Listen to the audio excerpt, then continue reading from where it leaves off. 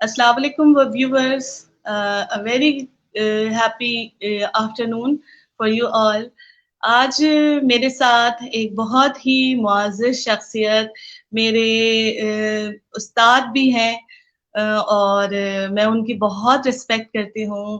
ایک معروف دوہا نگار، مصنف، فلم رائٹر اور آرٹس کونسل کے کوآرڈینیٹر کے طور پر کام کر رہے ہیں، خالد دانش. آئیے ملتے ہیں خالد دانش صاحب سے. السلام علیکم سر، کیسے ہیں آپ؟ وعلیکم السلام. اندلیب آپ سنائیں، آپ ٹھیک ہیں؟ جی الحمدللہ میں بالکل ٹھیک ٹھاک ہوں. مجھے بے حد خوشی ہو رہی ہے کہ میں آج آپ سے اس طرح لائیو بات کر رہی ہوں اور میں اپنے سننے والوں کو اور جو مجھے دیکھتے ہیں ان سے آپ کو متعارف کروا رہی ہوں تاکہ لوگ جانیں کہ اچھے لوگوں سے ملنا، اچھے انداز میں گفتگو کرنا کس طرح سے ہمارے لیے کارآمد ہو سکتا ہے. تو میں چاہوں گی کہ آپ اپنا تعارف خود کریں، بیان کریں، کیونکہ میں تو آپ کا تعارف انف نہیں ہوگا اگر میں آپ کا تعارف دوں گی. تو زیادہ بہتر ہوگا کہ آپ میرے ویورز کو اپنا ایک تعارف دیں، پھر ہم آگے بات کرتے ہیں. اچھا، ہوتا اس طرح ہے انٹرویوز میں اندلیب کے جس شخصیت کو گفتگو کے لیے مدعو کیا جاتا ہے ان سے سوال کیا جاتا ہے، مطلب بنیادی سوالات شروع سے. آپ کے ذہن میں ہوگا نا کہ میں نے کہانی لکھنا کب شروع کی، ادب کی طرف کب آیا. تو اس طرح کے سوالات آپ کریں گے نا تو اس میں جواب دینے کے اندر بہت زیادہ اچھا لگے. ارے وہ تو سوال میں کروں گی آپ سے، لیکن میں چاہوں گی کہ پھر میرے اسی میں لوگوں میرا کو سارا انٹروڈکشن ہے، اسی میں میرا نہیں، سارا انٹروڈکشن تھوڑا سا ہے. بتائیں کہ آپ کا تعلق کس علاقے سے رہا، آپ کہاں سے آئے اور شفٹ ہوئے کراچی، اور پھر آپ نے آرٹس کونسل کے ساتھ اور ادبی محافل میں اور مختلف قسم کی ادبی لوگوں کے ساتھ آپ کے کس طرح کنیکشن ہوا، تو پھر ہم آگے جا کے لوگوں کو مزید بھی چیزیں بتا سکیں گے. ہاں، یہ تم نے جو سوال کیا ہے نا، اس سوال میں میری پوری سوانح عمری ہے. جی تم نے تو کمال کر دیا، تم نے ایسا سوال کیا جو آج تک کسی اینکر نے کیا ہی نہیں ہے. جی اتنے بے شمار انٹرویوز دیے میں نے، اتنے بے شمار انٹرویوز، لیکن ایک ہی سوال میں پوری زندگی کے بارے میں پوچھ لینا یہ بڑی مہارت کی بات ہے. تو تم نے تو کمال کر دیا. اب میں تمہیں یقینی طور پر جی آپ کی شاگردی میں رہ کے میں اتنا تو کمال کر ہی سکتی ہوں. بڑی بڑی محبت آپ کی، لیکن اصل میں تو آپ کے اندر اللہ پاک نے ایک صلاحیت رکھی ہے نا، سمجھنے کی، سمجھ بوجھ کے اعتبار سے اور پڑھنے لکھنے کے اعتبار سے، لوگوں کو سمجھنے کے اعتبار سے. یہ تمام خوبیاں، یہ صلاحیتیں اللہ کی عطا ہوتی ہیں. بالکل. اچھا، میں اپنے بارے میں آپ کو بتا دیتا ہوں کہ میری پیدائش میرپور خاص سندھ کی ہے. 1964 میں میرپور خاص سندھ میں پیدا ہوا اور 1976 میں نے ماڈل ہائی اسکول میں 6ٹھی کلاس کا طالب علم تھا. میں 1976 میں نے پہلی کہانی لکھی. میرے استاد 1976 میں آپ نے پہلی کہانی، اتنے مطلب آپ اتنے پرانے ہیں. ہاں جی، اصل میں جب اساتذہ جوہری ہو نا تو وہ پتھر کو بھی نگینہ بنا ہی لے. تو ہمارے اساتذہ بڑے کمال تھے. میرے استاد تھے اردو کے ضمیر جعفری صاحب، بابا اردو کہا جاتا تھا انہیں. میں نے ان کو کہانی دکھائی تو بہت خوش ہوئے، مجھے گلے سے لگایا، چوما، بہت پیار کیا، بڑی حوصلہ افزائی کی. کہنے لگے خالد بیٹا تمہارا یار خط صحیح نہیں ہے. اچھا، عمومی طور پہ لوگوں کو خط کے بارے میں نہیں پتا خط کیا ہوتا ہے، کیونکہ عوام میں تو یہ مقبولیت خط کو جو ہے وہ پتر کے حوالے سے ہے کہ جی جب ہم خطوط لکھتے ہیں، لوگوں کو تبادلہ خیال کرتے ہیں یا اپنے بارے میں بتاتے ہیں تو وہ خط ہوتا ہے. تو یہ جو ہینڈ رائٹنگ جس کو ہم کہتے ہیں نا، اسے بھی خط کہا جاتا ہے. جی. تو انہوں نے کہا پہلے ہم کہانی سے پہلے ہم کچھ مہینے خط پر مشق کریں گے، تمہاری جو ہے نا مشق کرواتے ہیں خط پر. وہ انہوں نے مجھے بہت 1 سال 2 سال 3 سال یعنی کہ میٹرک تک میرے وہ اردو کے استاد ہی رہے. انہوں نے بہت مشق کرائی. اسکول کی چھٹی ہو جاتی تھی ہم 2-3 لڑکے تھے جن کو وہ روکتے اور ان کو وہ آدھا گھنٹہ ایکسٹرا دیتے تھے. ایسے عظیم الشان اساتذہ تھے ہمارے وقت. اور اللہ نے ہم پہ بڑا کرم کیا, ان کے اثرات ہم پر رہے. جب میں نے 13 سال 14 سال میں نے کتابیں پڑھائیں, درس نظامی پڑھایا میں نے, اور میں نے بھی کوشش کی کہ اپنے اساتذہ کی تقلید کروں. میں تو ان کی جوتیوں کی خاک بھی نہیں ہوں, بہت بڑے لوگ تھے وہ, لیکن میں نے کوشش کی کہ جب میں استاد کے منصب پر جاؤں تو میں بھی وہی کچھ کروں جو میرے اساتذہ نے کیا, اور اللہ کی فضل سے میں نے وہ خدمت اسی طرح انجام دینے کی کوشش کی. خیر, وہ 1 سال کا عرصہ گزر گیا تقریباً, یا 6-8 مہینے گزرے ہوں گے, تو میں نے پھر استاد جی کو دوسری کہانی بھی دکھائی. تو استاد جی نے کہا کہ شام کی شفٹ میں اسی اسکول کے اندر, ماڈل ہائی اسکول میں شام کی شفٹ میں کالج لگتا ہے, ماڈل کالج. وہاں پروفیسر آفاق احمد صدیقی صاحب اردو پڑھاتے ہیں, اردو کے ہیڈ آف دا ڈپارٹمنٹ ہیں. بیٹا آپ ان سے بھی ملو جاتا. اب میں چھوٹا سا تھا, ان کی کلاس کے باہر جو کاریڈور تھا, میں وہاں جا کے آلتی پالتی مار کے بیٹھ گیا. اچھا, میرا چونکہ گفتگو کا اور انٹرویو دینے کا ذرا تھوڑا سا دیسی اور روایتی سا انداز ہے, میں وہ پابند ہو کر گفتگو کرنا ذرا مجھے اچھا نہیں لگتا. صحیح ہے, صحیح ہے. تو کیا ہم ایک جیسے ہی ہیں, بس ٹھیک ہے, جو تھوڑا بہت آتا ہے مجھے, جو تھوڑا بہت آتا ہے تو ہم ایک دوسرے سے شیئر کر لیتے ہیں. میں جا کے زمین پر بیٹھ گیا اندر. استاد جی اب پڑھا رہے ہیں, بلیک بورڈ پہ کچھ لکھ رہے ہیں, مجھے دیکھ رہے ہیں, بلیک بورڈ پہ دیکھ رہے ہیں, مجھے دیکھ رہے ہیں. جیسے چونکہ وہ ہائٹ ان کی کافی تھی ماشاءاللہ, 6 فٹ سے نکلتے ہوئے تھے تقریباً, یا 6 فٹ کے ہوں گے.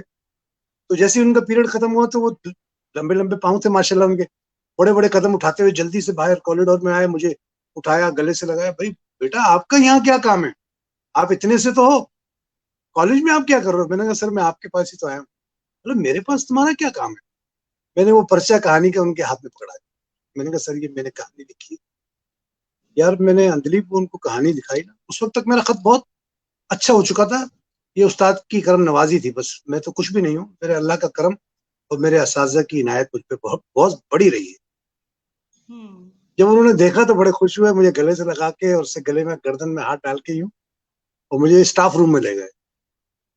بس وہ پہلا دن تھا. اس کے بعد انہوں نے, اولاد سے بھی کیا انسان محبت کرتا ہوگا, کیا تربیت کرتا ہوگا جو انہوں نے ایک شاگرد کے ساتھ کی.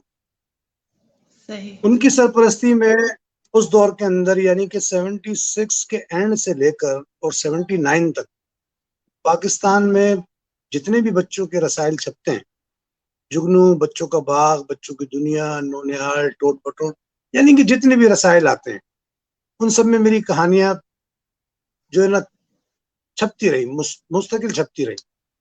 اچھا, چھوٹا شہر تھا اور کوئی لکھنے والا تھا نہیں, تو مجھے اپنے شہر میں جلدی مقبولیت حاصل ہو گئی. اچھا, اسی دوران 1-2 سال کے عرصے میں نے 78 کے, میرے خیال میں 78 کا زمانہ تھا, میں نے اپنا ایک رسالہ نکالا پھول کے نام سے. یعنی کہ کم عمری میں, 14 سال کی عمر میں ایک رسالے کا مدیر بھی ہو چکا تھا. واو. گرچہ وہ رسالہ ایک ہی شمارہ آیا, لیکن میں نے ہمت نہیں ہاری. اور پھر ایک رسالہ تھا لاہور کا, بچوں کا رسالہ تھا پھول ہی پھول, اس کی ذیلی شاخ بھی میں نے کھولی. بے شمار بچے بچیوں کو میں نے ممبرز بنایا اور ان کو کہانیوں کے ساتھ جوڑا, ادب کے ساتھ جوڑا. مطلب مجھ سے جو بن پڑا مجھ سے, میں نے وہ کوشش کی کہ بچے کہانیوں کی طرف راغب ہو جائیں یا ادب کی طرف ان کا رخ ہو جائے. اور اس طرح میری کہانیوں کا سلسلہ شروع ہوا. صحیح.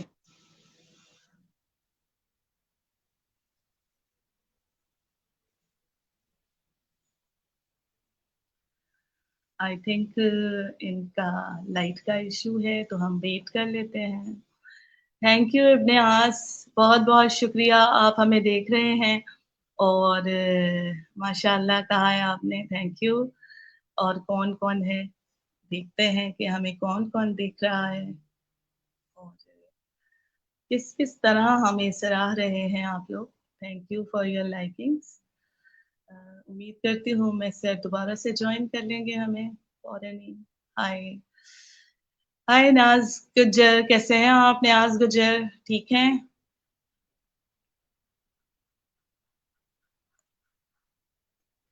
تو ہم جی دوبارہ سے آ رہے ہیں ہم انشاءاللہ لائیو.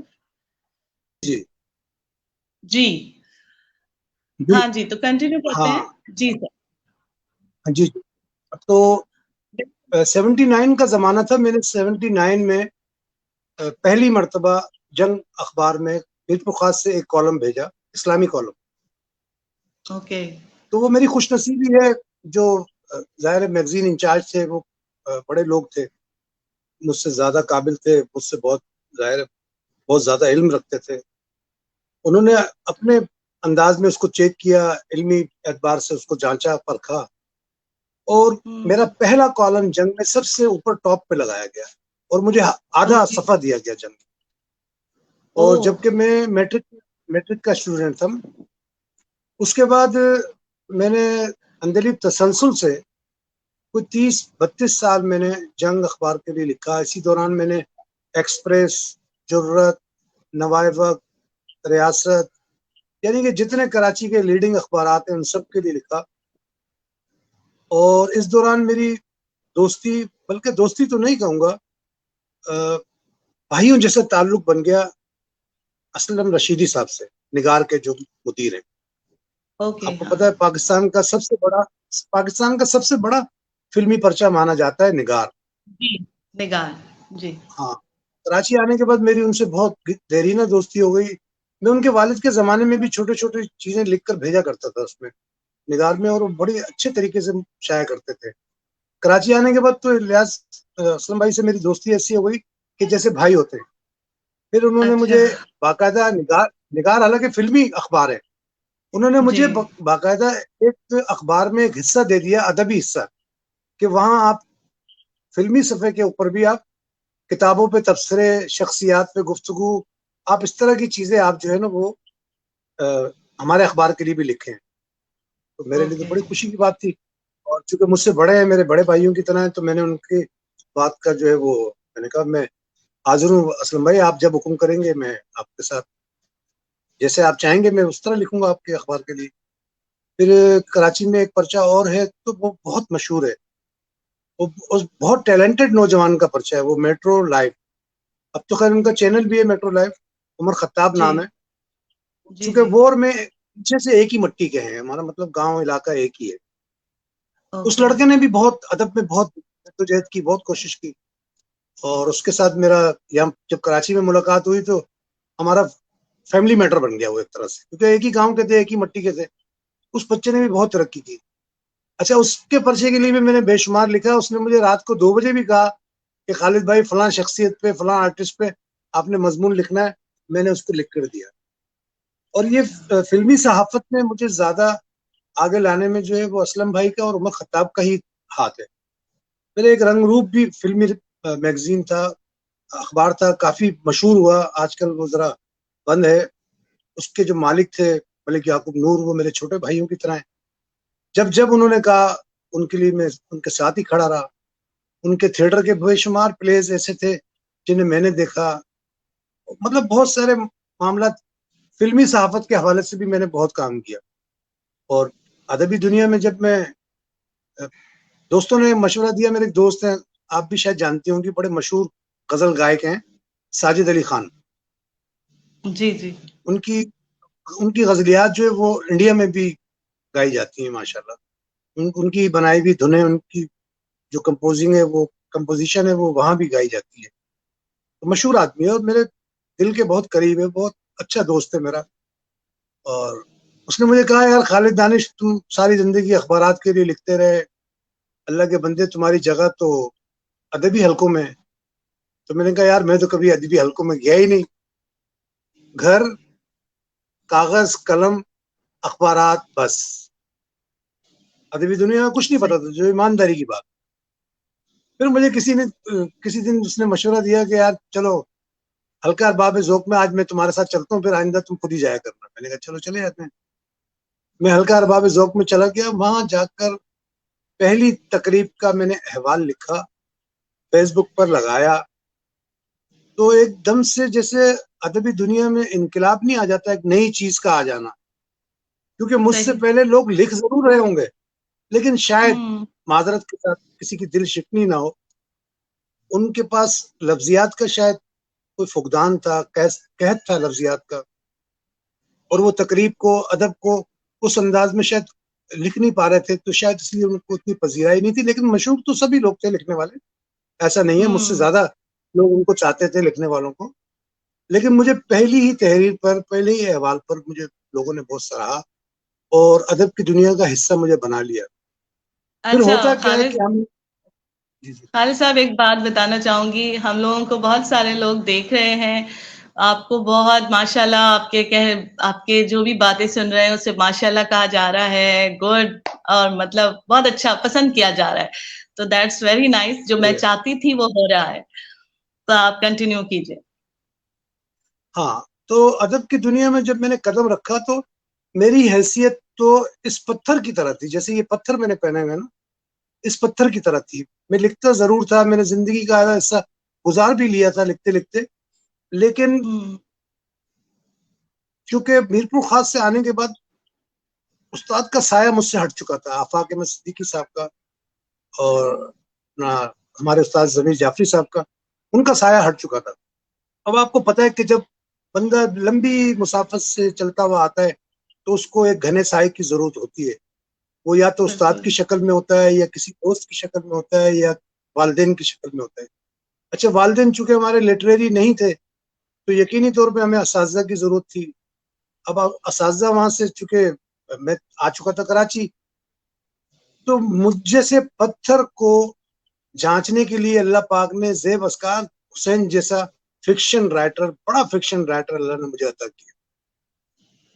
مجید رحمانی صاحب بھی مجھے وہیں ملے، ڈاکٹر شاہد ضمیر مجھے وہاں ملے، خالد معین مجھے وہاں ملے. خالد معین میرا بہت اچھا دوست، میرے بھائیوں کی طرح، اور بڑا ہمدرد انسان، اچھا مشورہ دینے والا. اور دوست آپ کا وہی ہوتا ہے جو آپ کو صحیح رائے دے، صحیح مشورہ. بالکل بالکل. پھر تو ایک سلسلہ چل پڑا نا، آصف علی آصف مل گئے، پروین حیدر صاحبہ مل گئیں، اور زیب بھائی نے جس طرح مجھے سمجھانا، تراشنا شروع کیا. پھر ایک وقت ایسا آیا کہ میں سحر انصاری صاحب سے کبھی ملا نہیں تھا اندلیب. اچھا. تو نام بڑا سنا ہوا تھا، مجھے بہت شوق تھا. میں نے کہا اتنے بڑے، اس عہد کے اتنے بڑے آدمی ہیں کہ اگر ان کے قدموں پہ ہاتھ رکھ کر بھی ان سے ملاقات کی جائے تو وہ بھی کم ہے. مطلب اتنی عزت کے قابل ہیں علمی اعتبار سے. تو میں نے ان پر 8 صفحات کا ایک مضمون لکھا. دیکھیں، ایک بات جو میں پہلے کر چکا ہوں وہ اس کا ذکر دوبارہ آئے گا. میں نے کہا یار اب میں کیسے ان تک پہنچاؤں، وہ تو روزانہ آرٹس کونسل میں بیٹھتے ہیں ایک آفس کے اندر آ کر، لیکن میری واقفیت نہیں ہے، میں ان سے ملوں گا کیسے. تو ہمارے ایک دوست تھے صدیق راجہ، تھیٹر کے بہت بڑے آدمی ہیں اور بزنس مین بھی بہت بڑے ہیں، میرے بہت دیرینہ دوستوں میں سے ہیں، میں ان کو اپنا گرو بھی کہتا ہوں. ان کو میں نے یہ قصہ بتایا، میں نے کہا یار میں پڑھوانا چاہتا ہوں اپنی تحریر سحر بھائی کو. اس نے کہا کوئی مسئلہ نہیں ہے. وہ اور شبانہ ایک تھیٹر کی آرٹسٹ ہیں، وہ دونوں مجھے لے کر سحر بھائی کی خدمت میں پیش ہو گئے. ہم نے سلام کیا، سحر بھائی نے دیکھا تو انہوں نے کہا کہ سر انہوں نے، خالد دانش نے آپ کے لیے کچھ لکھا ہے، ذرا آپ اس کو دیکھ لیں، پڑھ لیں. اچھا میاں، کیا لکھا ہے انہوں نے؟ بولا سر آپ کی شخصیت پہ کچھ لکھا ہے. وہ کاغذ میں نے انہیں دیا تو انہوں نے کاغذ کھولتے ہی نا انگلی سب سے پہلا سوال یہ کیا کہ میاں یہ خط کس کا ہے. یہ خط والی بات دوبارہ آئی کہ میاں یہ خط کس کا ہے. میں نے کہا سر یہ خط تو میرا ہے. بھائی کہا جس کا خط ایسا ہے اس کی تحریر پڑھنے کی ضرورت کیا ہے، یقیناً اچھی ہوگی. میں نے کہا نہیں سر، میری درخواست ہے کہ آپ اس کو پڑھ لیں. سر بھائی اتنے بڑے آدمی ہیں، اتنے بڑے آدمی ہیں، میں کہتا ہوں ان سے بڑا حوصلہ افزائی کرنے والا اس عہد میں تو کوئی شاید ہی ہوگا. انہوں نے پورے 8 صفحات اسی وقت پڑھے اندلی. اس میں ایک شاید املا کی غلطی تھی، انہوں نے ٹھیک کی اپنے قلم سے. وہ میں نے آج بھی وہ تحریر سنبھال کے رکھی تھی. انتہائی خوبصورت جملہ انہوں نے اس وقت ادا کیا جو میرے دل پہ نقش ہے. انہوں نے مجھے دیکھا اور کہا کہ میاں تم واحد آدمی ہو جس نے سحر انصاری کو اپنی تحریر کے ذریعے کانٹوں پر گھسیٹا ہے. یار میری خوشی کا ٹھکانہ نہیں تھا، اتنا بڑا جملہ. بس وہ دن تھا، میں اور سحر بھائی آپس میں جو نا جڑ گئے. میں ان کے قدموں میں ہمیشہ بیٹھنے کی کوشش کرتا ہوں، وہ پھر اٹھا کے مجھے اپنے پاس بٹھا لیتے ہیں. ظاہر ہے میرے استاد صحیح ہیں. میں نے جب بھی کوئی چیز نثر میں لکھی، میری کوشش یہ رہی کہ میں ان کو دکھاؤں، ان سے سیکھوں، اس میں اصلاح لوں میں. لیکن جب بھی میں نے کچھ دکھایا انہوں نے کہا اس میں اصلاح کی کوئی گنجائش ہی نہیں ہے. کوئی ایک آدھ عملہ کی کوئی غلطی ہوئی تو انہوں نے بتا دی، یا کوئی ترکیب غلط ہوئی تو وہ انہوں نے ترکیب ٹھیک کر دی. اکثر مقامات پہ تراکیب کے اندر وہ میری رہنمائی کرتے رہے. اور جب میں نے دوہا لکھنا شروع کیا تو میں اس وقت سرسی چھند میں دوہے لکھا کرتا تھا. تو جب بھی میں ان کو دوہا سناتا تو وہ بڑے خوش ہوتے، کہتے یار یہ اچھا ہے کہ تم نے کراچی میں رہتے ہوئے دوہے کا انتخاب کیا نثر کے بعد. صحیح. بہت خوش ہوتے تھے. پھر اللہ کا کرنا ایسا ہوتا ہے کہ جب انسان صدق کے دل سے کسی کام میں جٹ جاتا ہے، لگ جاتا ہے، جڑ جاتا ہے، تو اللہ اس کے لیے اس سچائی کی وجہ سے اللہ اس کے راستے آسان کرتا ہے. بالکل. پھر مجھے ہر قدم پر ایسے لوگ ملنا شروع ہوئے جنہوں نے ہر مقام پہ مجھے پالش کیا. میں کچھ بھی نہیں ہوں یار، من آنم کے من دانم. میں نے جب بھی کچھ اچھا لکھا لوگوں نے اس کو سراہا، تعریف کی.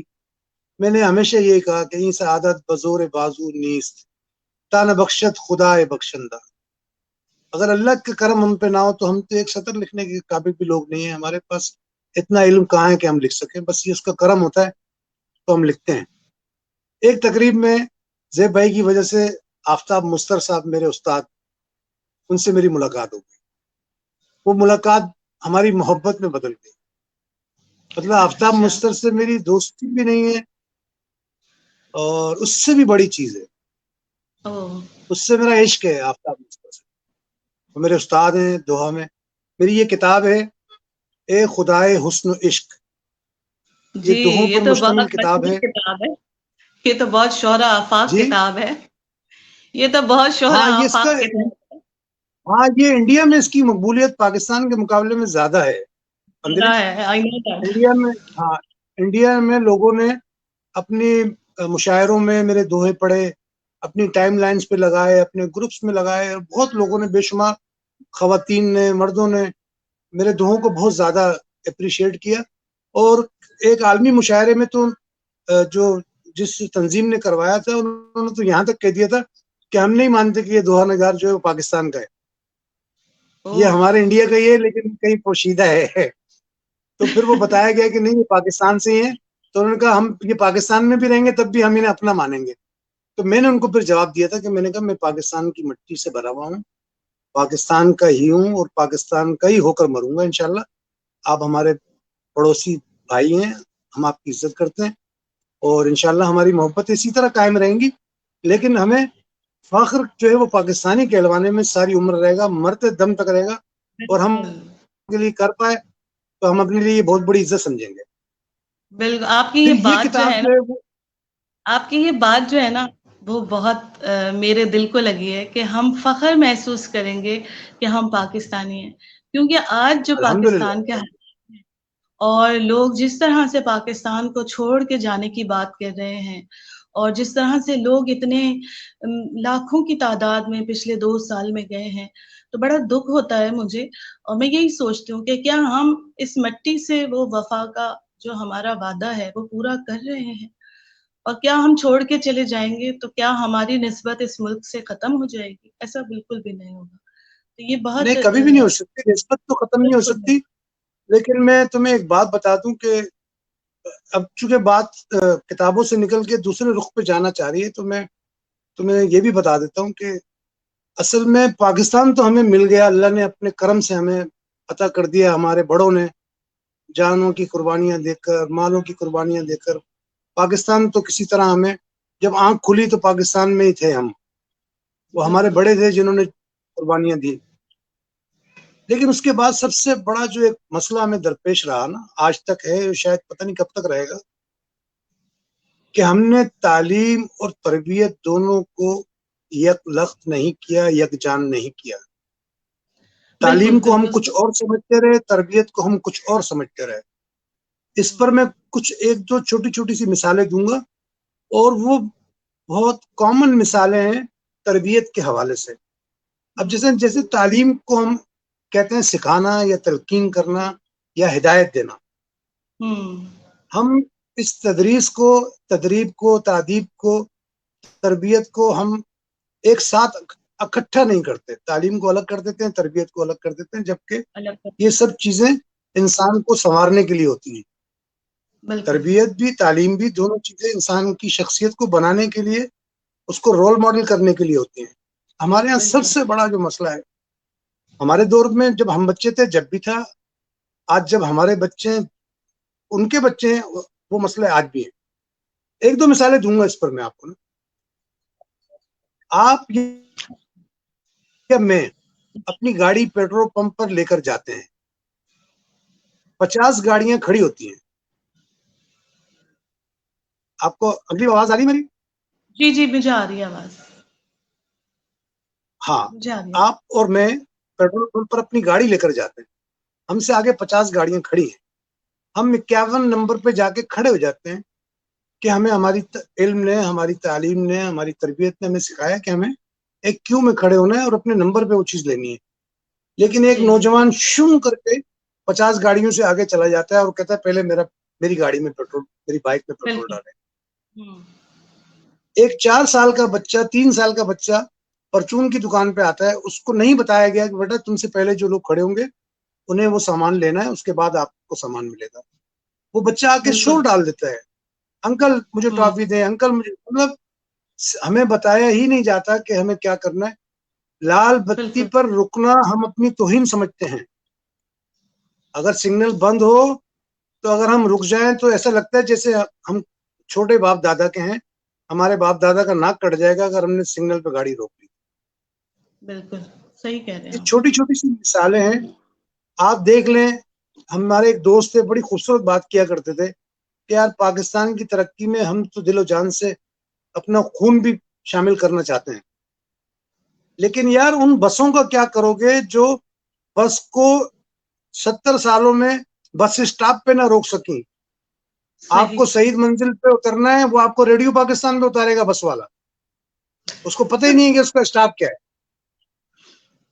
صحیح کہہ رہے ہیں آپ. یہ میں نے کہا نا کہ چھوٹی چھوٹی مثالیں ہیں جو آپ نوٹ کر لیں. آپ کسی ایک وین میں بیٹھ جائیں، دوسرا وین والا جب تک اس کو کراس نہ کر لے اس کو چین نہیں آئے گا، ایسے لگے گا جیسے اس کی زندگی کا مقصد ہی حل نہیں ہو رہا. مجھے ایسا لگتا ہے، آپ کی بات کاٹ رہی، مجھے ایسا لگتا ہے کہ ہم نے، ہمارے جو نسل ہے اس نے دین سے دوری اتنی اختیار کر لی ہے. اس کی وجہ بھی یہ ہے کیونکہ اگر ہم دیکھیں تو ہمیں مسجد نبوی میں وہ اصحاب صفہ کا چبوترا، وہاں پہ تعلیم بھی تھی اور تربیت بھی تھی. تو کیا لوگ ہمارے لیے اللہ کے نبی نے چھوڑے جنہوں نے آدھی دنیا پہ حکومت کی.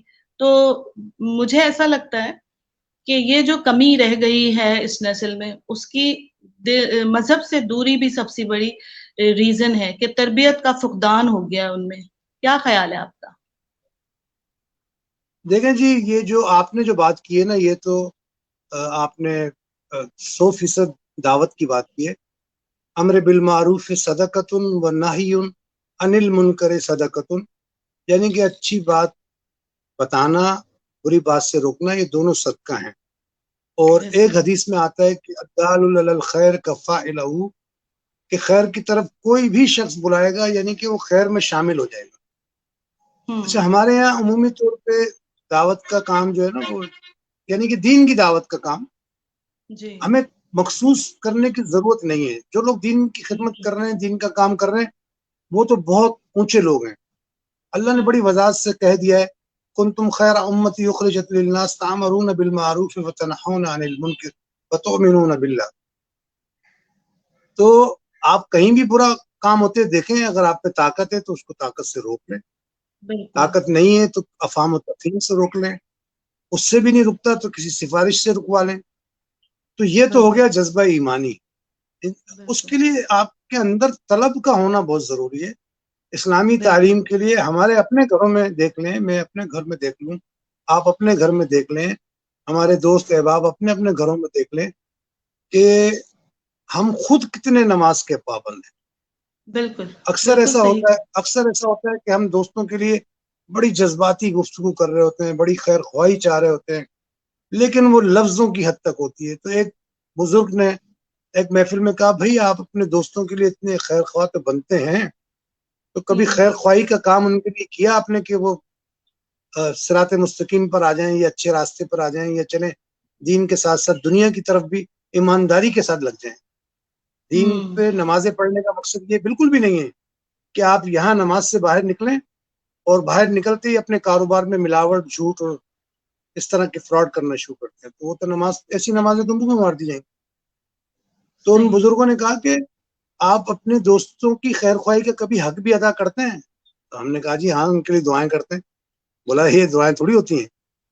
کبھی آپ نے اللہ کے آگے کھڑے ہو کے 2 رکعت نماز پڑھی ان کے لیے کہ صلاۃ الحاجات پڑھتا ہوں, اللہ میرے اس دوست کو ہدایت دے دے؟ نماز سے بڑا ذریعہ کیا ہے اللہ سے مانگنے کا؟ بالکل. تو یہ کمی تو ہے ہمارے اندر, دینی اعتبار سے بھی ہے, دنیاوی اعتبار سے تو بہت زیادہ ہے. دینی اعتبار سے تو آپ کسی سے دین کی بات کر لیں, وہ کہے گا یار بس رہنے دو خالد بھائی, ہم سے زیادہ تھوڑی جانتے ہو آپ. مسئلہ تو یہ ہمارے معاشرے کی سب سے بڑی. آپ ہمارے اس پروگرام میں آئے ہیں تو اپنی تھوڑی سی ایک پوئٹری بھی تو سنا دیں. ہاں, میں آپ کو اپنے دوہے سناؤں گا, بالکل سناؤں گا. اور ان دوہوں کے پیچھے جو کیا کہوں میں اس کے بارے میں, حالانکہ وہ تو مجھے خود منع کرتی ہے کہ جب کوئی پوچھے تم سے تو جب بتانا کہ یہ میرے لیے لکھا ہے, ورنہ کسی کو بتانے کی ضرورت نہیں کہ یہ دوہا میرے لیے ہے. تو یہ جس کے لیے ہے اس کے لیے, لیکن آپ کی خدمت میں پیش کرتا ہوں. جی بالکل بالکل.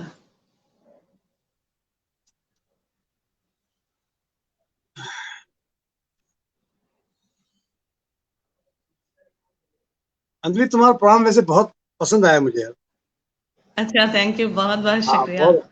بہت اچھا. اصل میں جہاں آزادانہ ماحول میں گفتگو ہو نا, وہ اس طرح کے انٹرویوز اچھے ہوتے ہیں جیسے تم نے کیا ہے, پابند نہیں ہے. اچھا جی, آپ کی اور جتنے بھی دیکھنے والے ہمارے گراں قدر اور محبان ادب اور آپ کے ہمارے سر کے تاج ہیں یہ لوگ جو ہمیں دیکھ رہے ہیں, ہمیں سن رہے ہیں, ہم سے محبت کا اظہار کرتے ہیں. تو ان تمام لوگوں کی نظر کرتا ہوں میں اپنا ایک دوہا. پہنے من کا کوڑھیا, پہنے من کا کوڑھیا, عطر لگی پوشاک. پہنے من کا کوڑھیا, عطر لگی پوشاک, جائے نہ تن کا کوڑ پن, لیر بھی ہو ناپاک. انجلی, آپ کو آواز آ رہی ہے میری؟ جی جی, مجھے آپ کی آواز آ رہی ہے, بالکل آ رہی ہے آپ کی آواز. آپ نظر نہیں آ رہی ہیں؟ تو ابھی نظر آتی ہوں میں آپ کو تھوڑی سی دیر میں. اچھا, تو میں کنٹینیو رکھوں؟ جی ہاں, آپ کنٹینیو رکھیے, میں سن رہی ہوں آپ کو. اچھا چلیں, پہلا دوہا آپ نے سن لیا توجہ کے ساتھ؟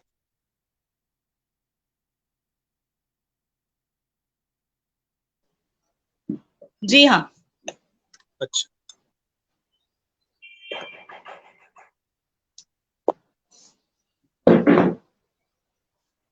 جی دوسرا دوہا میرا آپ کی اور سننے والوں کی اور دیکھنے والوں کی نظر ہے.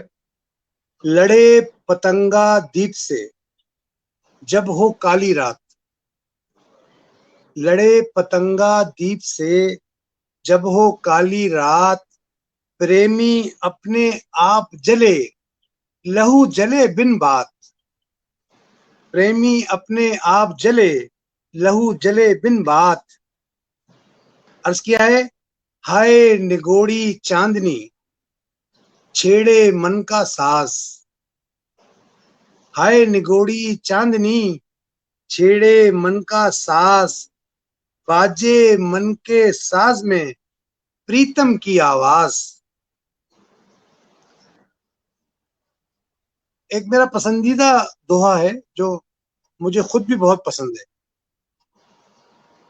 عرض کیا ہے, پیڑ مٹائیں وید جی دارو کرے جو کوئے. پیڑ مٹائیں وید جی دارو کرے جو کوئے، عشقیہ پیڑ مٹائے وہی جس کے کارن ہوئے. بہت ہی زبردست. اچھا، میں آپ سے اب کہوں گی کہ ہمارا 40 منٹ اراؤنڈ ہونے والے ہیں، تو اچھا اگر میں آپ سے کہوں کہ آپ میرے جو سننے والے ہیں، جو دیکھنے والے ہیں ہمیں، ان کو کیا پیغام دینا چاہیں گے کہ آپ اپنی زندگی میں سدھار کے لیے وہ ایسا کیا کریں کہ ان کی زندگی میں بہتری آ سکے؟ دیکھیں جی، سب سے زندگی میں سدھار کے لیے سب سے اہم فارمولا مجھے، آپ کو اور ان دیکھنے والوں کو سب کو بہت اچھی طرح معلوم ہے، بلکہ اس کا فارمولا سب کو ازبر ہے.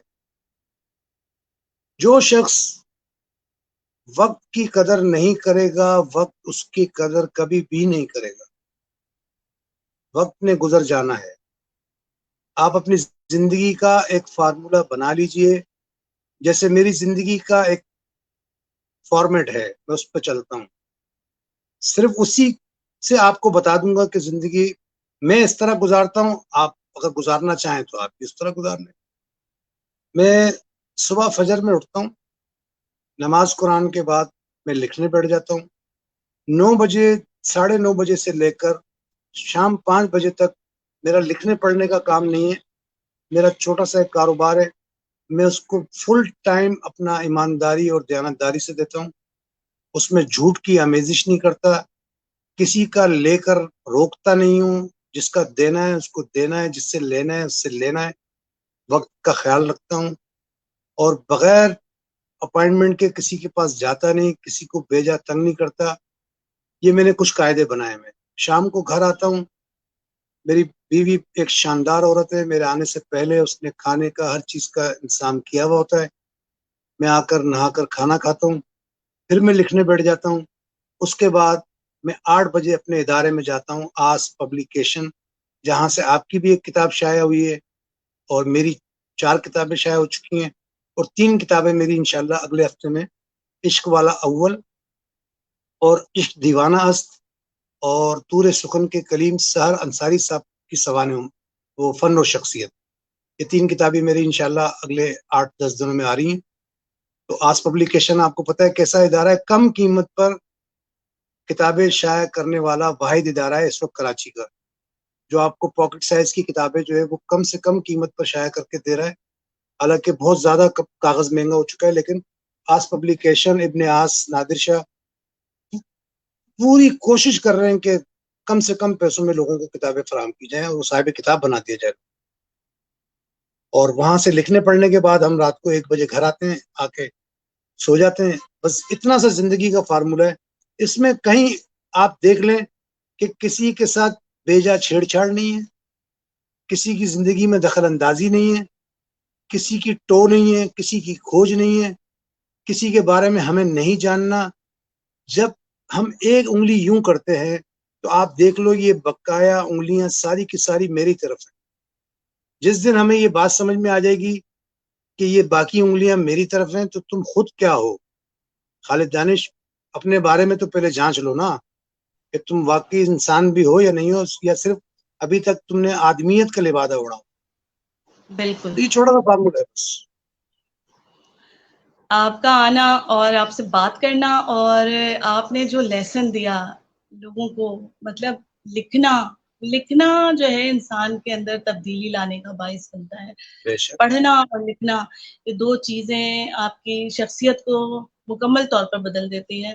اور بہت ہی مجھے یہ اس بات کی بہت خوشی ہے کہ آپ نے مجھے ٹائم دیا اور میرے ویورز کے لیے آپ نے اتنا ٹائم نکالا. بہت بہت شکریہ. امید کرتی ہوں کہ آپ کو دوبارہ بھی زحمت دوں گی اور آپ دوبارہ بھی مجھ سے اس طرح کی ایک سیٹنگ کریں گے. بہت شکریہ. میں آپ کا اور جتنے آپ کے دیکھنے والے ہیں اور جتنے آپ کو پڑھنے والے ہیں، جتنے آپ کی عزت کرنے والے ہیں، ان سب کی میں دل و جان سے عزت اس لیے بھی کرتا ہوں کہ ادب سے جڑنا عام انسان کے بس کی بات نہیں ہوتی. میں بتا دوں تمہیں اندلی، صحیح ادب سے وہی صحیح. لوگ جڑتے ہیں جن کے خون میں کہیں نہ کہیں ادب کی کوئی رمق ہوتی ہے، چمک ہوتی ہے. کوئی قطرہ خون میں ایسا ہوتا ہے جو انہیں ادب کی طرف مائل کرتا ہے, ادب پڑھنے کا ان کے اندر ذوق شوق پیدا ہوتا ہے. اور جو لوگ سن رہے ہیں ہمیں, اگر یہ لوگ نہ ہوں تو ہم گفتگو کیوں کریں گے, کس کے لیے کریں گے گفتگو؟ یہ انہی حضرات کی عزت افزائی ہے, انہی کی وجہ سے ہمیں عزت ملتی ہے. تو میں انہیں اپنے سے زیادہ عزت دار سمجھتا ہوں. بالکل بالکل. بے شک میں نے زندگی کے 49 ایئرس لکھنے پڑھنے کو دیے, لیکن ان 39 سالوں میں 50 سالوں میں سب سے زیادہ لائق تحسین ان حضرات کو مانتا ہوں جو لوگ ہمیں پڑھتے ہیں, ہمیں سراہتے ہیں, ہمیں تحریک دیتے ہیں. اگر یہی لوگ نہ ہوں تو آپ بتاؤ کہ ہمارا ادب پڑھے گا کون, ہمیں داد کون دے گا, ہمیں آگے بڑھنے کا حوصلہ کون دے گا؟ بالکل تو آپ بالکل ان بے کی شک. عزت کیجیے, ان کی عزت ہم پہ لازم ہے. بالکل بالکل. تو اس کے ساتھ ہی آج کا اس پروگرام کو ہم اختتام پذیر کریں گے. آپ کا بہت بہت شکریہ. اگلی دفعہ پھر حاضر ہوں گے کسی نئے مہمان کے ساتھ اور کسی نئے ٹاپک کے ساتھ. تب تک کے لیے اجازت دیجیے. اللہ حافظ. بہت شکریہ. اللہ حافظ.